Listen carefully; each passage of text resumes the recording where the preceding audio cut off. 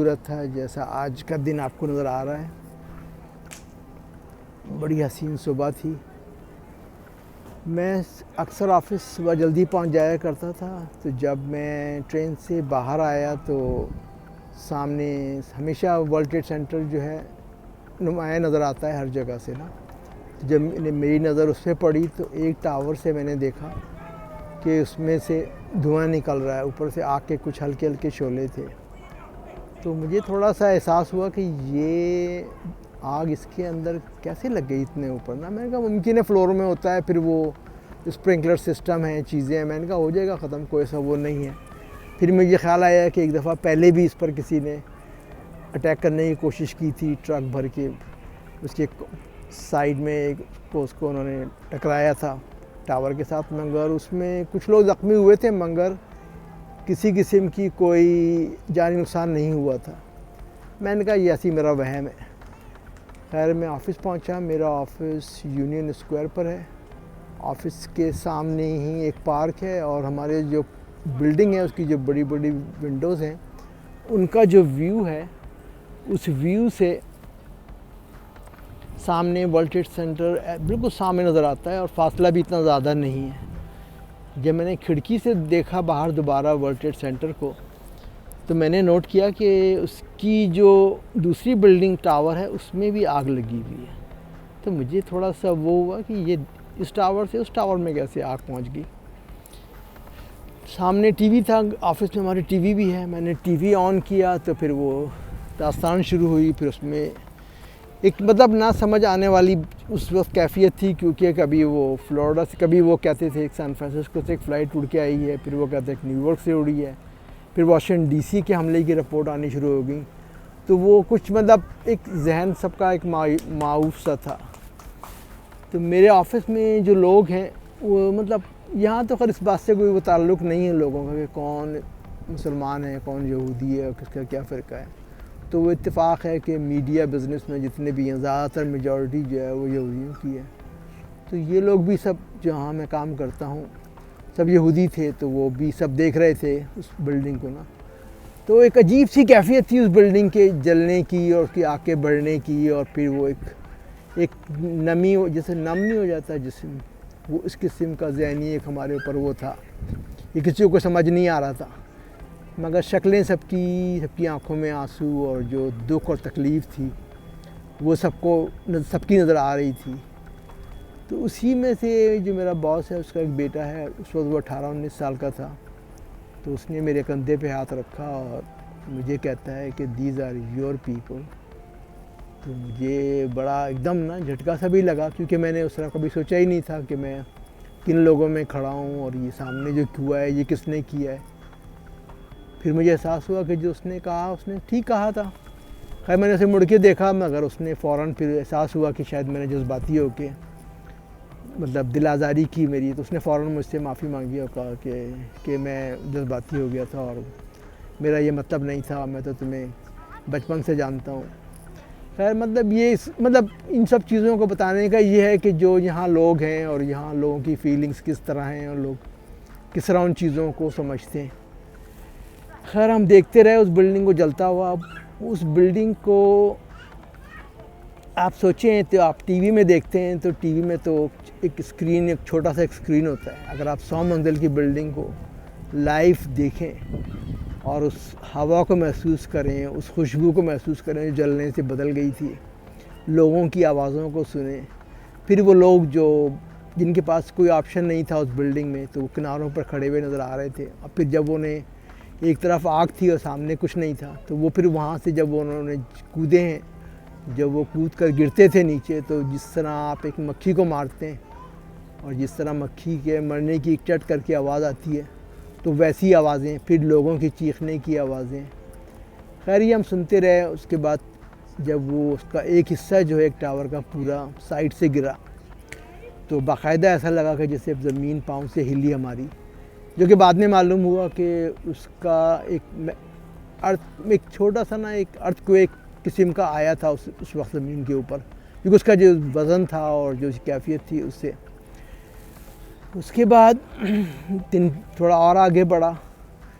ऊपर से उतर कर हम लोग नीचे आए, तो नीचे आके मैंने देखा कि वो लोग जो वर्ल्ड ट्रेड की तरफ से वापस आ रहे थे इस तरफ, तो उनको ऐसा लगता था जैसे कि उनके अंदर ना कोई जज्बात हैं, ना कोई फीलिंग है, और लगता था ऐसे कि जैसे किसी ने राख में लपेट कर भेजा है। सबके कपड़े जिस्म जो थे मट्टी और राख में टे हुए थे, और वो मालूम नहीं किधर जा रहे थे। किसी के चेहरों पे वो नहीं था कि ना कोई डायरेक्शन दिखती थी, ना कोई वो लग रहा था कि ये लोग काम पर आए हैं, काम से जा रहे हैं, बस सिर्फ वॉक कर रहे थे।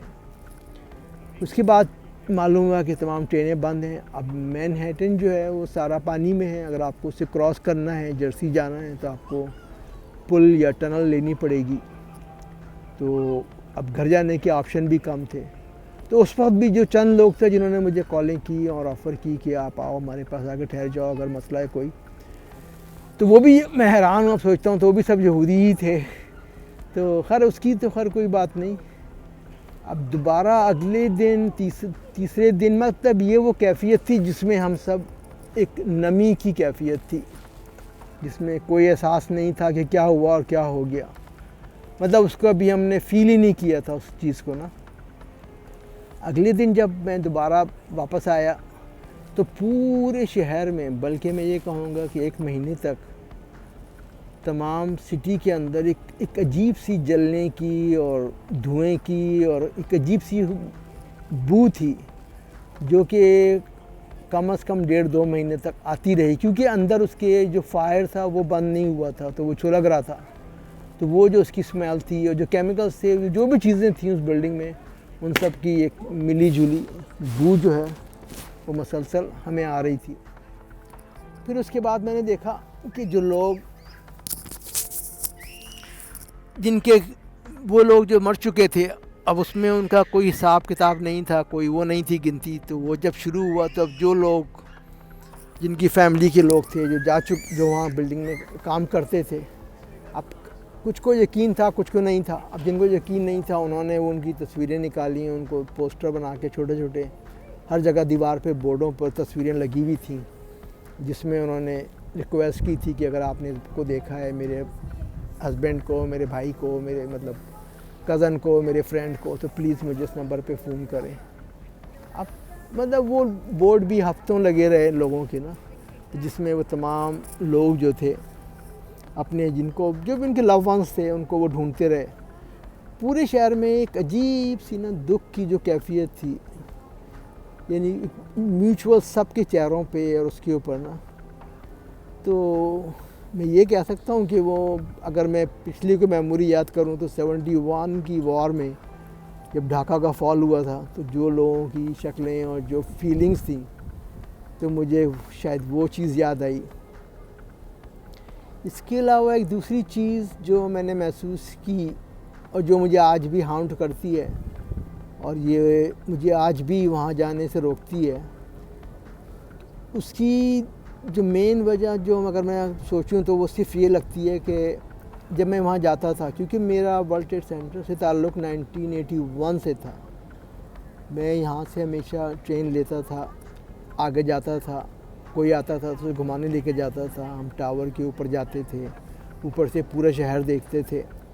उससे मेरे वालिद भी थे, मेरी वालदा भी थी, वो भी ऊपर गए हैं मेरे साथ। बल्कि मेरे वालिद तो शायद ऊपर जाके वो कहते थे कि नहीं मुझे नीचे जाना है, मुझे डर लग रहा है ऊपर से ना, क्योंकि उन्होंने वो ऊपर कांच की जो वॉल लगाई थी ऑब्जर्वेशन सेंटर में, तो उससे आप ऑल द वे डाउन देख सकते थे। तो वो एक अजीब, मतलब वो एक किस्म की शहर की सबसे एक जैसे अट्रैक्टिव इमारत थी। उसके अलावा उसके अंदर जो है तकरीबन नीचे भी ज़मीन में 8-10 मंजिलें नीचे दुकानें थीं, ट्रेनों के स्टेशंस थे जो वहाँ लोग काम करते थे।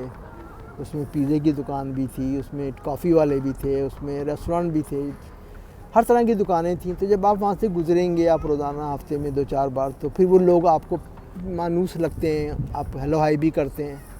तो वो शक्लें मुझे आज भी हाउंट करती हैं उन लोगों की कि जिनको मैंने वहाँ देखा था। उसके बाद मुझे नहीं मालूम कि वो वहाँ से निकल पाए या नहीं निकल पाए।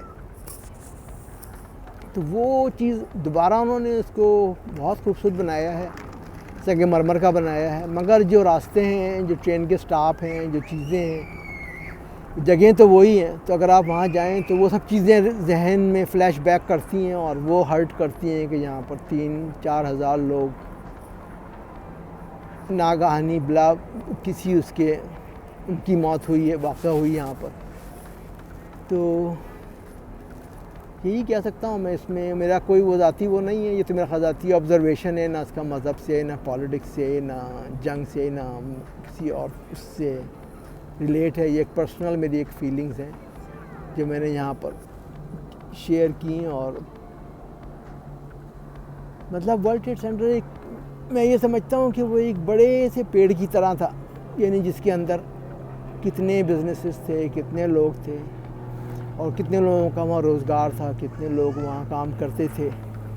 तो अब उसमें कितने लोग जो थे इलीगल भी थे जो वहाँ उस ज़माने में काम करते थे। अब मुझे नहीं मालूम कि उनकी कोई काउंटिंग है कि नहीं है, क्योंकि जब वो उसके बाद जब उन्होंने काउंट किया है तो वो तो सिर्फ वही लोग काउंट हुए कि जिनका कोई रिकॉर्ड था जो वहाँ जॉब करते थे। बाकी लोगों का मुझे नहीं मालूम कि उनकी तादाद कितनी थी और उनकी फैमिलीज़ कहाँ थी और वो कौन थे। तो बस अब यही कह सकता हूँ आपको कि और कोई इसमें क्या मैं आपको बताऊँ। इसके बराबर में एक और जगह थी जो ग्लास का एक्वेरियम बना हुआ है, जिसके अंदर उन्होंने बड़े बड़े पाम के ट्रीज़ ला के लगाए थे, क्योंकि पूरा शीशे का है तो वो सन रूम की तरह उसको उन्होंने महफूज किया हुआ था। तो वो इमारत अभी बाकी है।